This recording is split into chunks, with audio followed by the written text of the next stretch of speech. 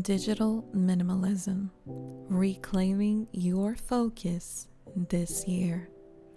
Are you tired of feeling overwhelmed by constant notifications and endless scrolling? Imagine a year where your phone doesn't dictate your day and your focus is sharper than ever.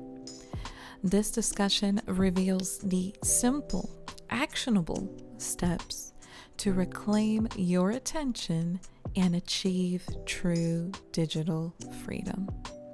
What's up, guys? It's your girl Zap, and welcome to another quick reset episode.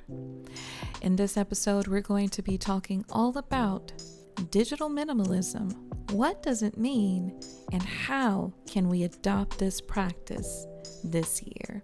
How can you reclaim your focus and focus on the things that matter the most to you?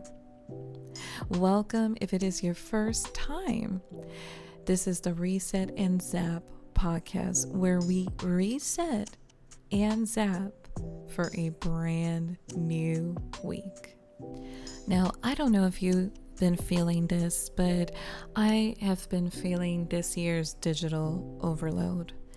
And I would love to explain what is a digital overload, why we're all feeling it, and how can we address this and where it benefits us and not jeopardizes the things that matter the most to us. You know, with the constant pings and notifications disrupting our daily task, the rise of AI-driven content that feeds and keeps us endlessly scrolling, or like we like to say, doom scrolling. Even the creeping sense of always being on and the resulting mental fatigue. I know a couple of years ago, this was I, as a former content creator, I constantly had to rely on myself as a one-man team. You know, when you don't have a team where you can delegate roles, you know, who's in charge of social media, who's in charge of editing, and you are a one-man team that deals with many different tasks and many different roles and wears many different hats, it can quickly add up on a daily basis. And some of these tasks are as simple as the ones like I mentioned, but many other ones that keep you occupied during the day, such as social media. You know, my grandma, like she once liked to say, you know, rest in peace, if you want something to be known, you have to announce it. You have to make it known. And sadly enough, with this digital age that we're living in, there's many platforms that you have to make it known, correct? Like X, Instagram, Facebook, YouTube, Twitch, Threads, and so on and so forth, because every day I feel like there's new and new platforms constantly on the rise. And as a content creator or someone who relies on their business being partially, you know, digital, it is utterly important putting yourself out there and letting people discover you, you know, on these platforms. But with that comes the necessity in replying back, in communicating, in engagement, in uploading, you know, constantly material, whether it be, you know, visuals, messages, text, post, you name it. It just requires so much of your time. Even as a consumer, I found platforms constantly catering to my interests, which at the beginning was positive, but the more that I consumed the content on the platform, the more and more they bombarded me with things that I didn't even want to see, just to keep me on the platform. Can you really be mad on the platforms for trying to do their job? No, you can't really. I mean, at the end of the day, it is a business. And just because it's quote unquote free doesn't mean that they don't get paid. they get paid through advertisements, and they get paid through ads in many different ways. And if you're not giving them money, then you most certainly are giving them something more important, and that is your time. You're giving them your time, you're giving them your information, you're giving them data that later on advertisers can use to their advantage. And we live in such a consumerism market that we're constantly bombarded with ads here and there, not only from the platforms, but from the influencers themselves. And with AI-driven content, now it's even more. And it's sad to see how we can sadly end up scrolling and being on our phone almost the entire day. This can result in a mental fatigue as you're constantly staying on par with trends, with opinions, with everyday life looking like it has to be on a constant go, on, putting on display like you're being productive all the time. And sadly enough, it has cost us our constant connection. Because what are we losing? We're losing eroding attention spans and difficulty focusing on deep work. I don't know if you've been like me, but many, many times I've procrastinated and I have put aside important work that had to be done in the home, with the family, with the kids, even within myself, because I could not focus. I sacrificed real-world connections and quality time with loved ones. I've spoken about this many times before, how I spent long hours editing videos, live streaming, putting content out there in order to grow. And not that that has anything wrong, in a sense that I love the community that I've built around it, and it's giving me opportunities to embrace the community and engage with them. But there is a thing called work-life balance, and it can be jeopardizing when you do not know how to balance these things out, because it can affect those real-world connections. It can increase your anxiety, your stress, and have you enter into a world of comparison culture from social media. Subconsciously, what you consume does manipulate in one way or another the way you see the world, the way you view the world, the way you think, the way you behave, the way you move. And constantly, some people, including myself in the past, would see other people's lives on display, would see pictures, would see activities, would see their families, would see their cars, would see their homes, and would constantly compare ourselves, especially if we were in a similar age group, to therefore determine if we were supposed to be where we were meant to be in life, or if we were falling behind. And it is a never-ending loop when you rely on social media for these things. So I invite you to do what I like to call this year a digital declutter. These are the foundations of minimalism.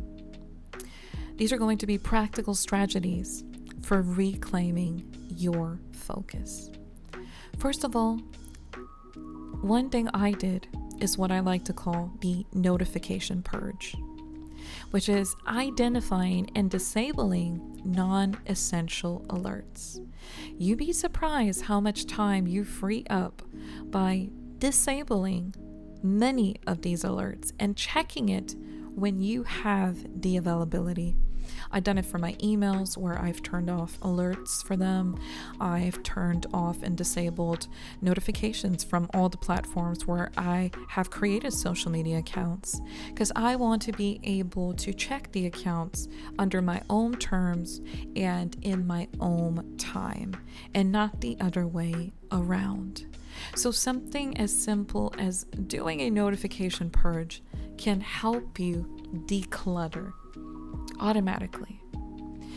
Another thing that I love to do is another thing that I call the app audit, which is uninstalling unused apps and organizing what remains. You'd be surprised when you go through your phone how much clutter you have. Just eliminating, uninstalling games, apps, things that you no longer use, that no longer benefit you, and organizing the things that matter the most to you can increase your productivity, but your time in real life.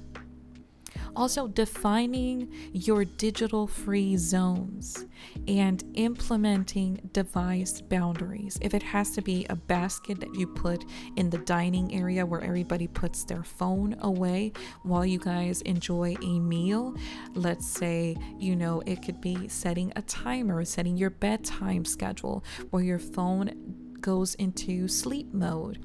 It can be, setting yourself a timer where you set your phone down, let's say 30 minutes, an hour, whatever you think is reasonable, of course. And during that time that you're away from your phone, you can focus on doing other activities, whether it be cooking, reading a book, dedicating that time to the enjoyment of a hobby, even, engaging in a conversation with your friends and your loved ones, but implementing those device boundaries so you can have more time to reclaim your focus. One thing that has also helped me is what I like to call single purpose device approach, where I use specific devices for specific tasks. I've even dare say that I've gone back to paper and pen where I've purposely, printed out recipes for things that I'm planning, when it comes to meal planning during the week. To do tasks, I write them down. And I've created books that I can go back to, magazines that I can look back to. That way I am not so reliant on my phone. I just use my phone to call, text, maybe my computer to edit, to do all the workload, the bigger workload, when it comes to my career.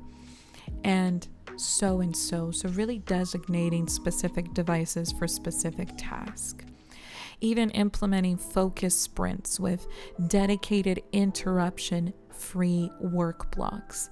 Like I mentioned earlier, set a timer where these are your focus sprints, and you can dedicate yourself into completing a task with very little interruption. Even exploring digital Sabbaths, which is scheduled periods of complete disconnect. My husband and I do that from time to time. We call this our retreats, where we start on a Friday all the way up to a Sunday, and we disconnect ourselves completely from our devices. We go through a complete detox where we put our phone away and we are 24/7 present, both physically and mentally, to ourselves, but also to the people that are around us.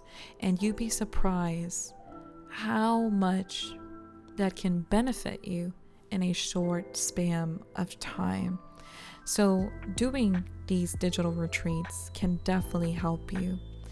Not only can they help you, but they can transform you, because some of the benefits that go beyond the screen is, for example, witnessing improved creativity, problem solving, and critical thinking. You are more creative when your mind has time to relax, has time to rest, because it's not being occupied or bombarded constantly by social media and technology. You can even experience deeper, more meaningful real world relationships. I've had great conversations with my mom, with my dad, with family members, with friends, even with my loved ones, because I'm able to focus more and be more present in order to not only be a good talker, but be a good listener. And then most importantly, embracing a renewed sense of presence, peace, and intentional living. When you're more aware of your surroundings, of your presence, of breaking news, you only got one chance at this life. So don't waste your opportunity. So knowing this and adopting this type of mentality can help you declutter digitally and adopt a more minimalism approach, not only this year, but for the years to come. I feel like this can be a whole part 2 discussion, so I invite you to comment below what are some of your strategies when it comes to decluttering and steering away from digital overload. I would love to know if any of the advice that I have offered has helped you in any way. And I want to welcome you to take a moment and leave any ratings and any feedback to every episode that you have listened to. I would love to hear how your journey has been for you and how you have improved week by week. Thank you for letting me have this discussion with you, and I want to wish you all a great week. Don't forget to always reset and zap for the week. Bye-bye.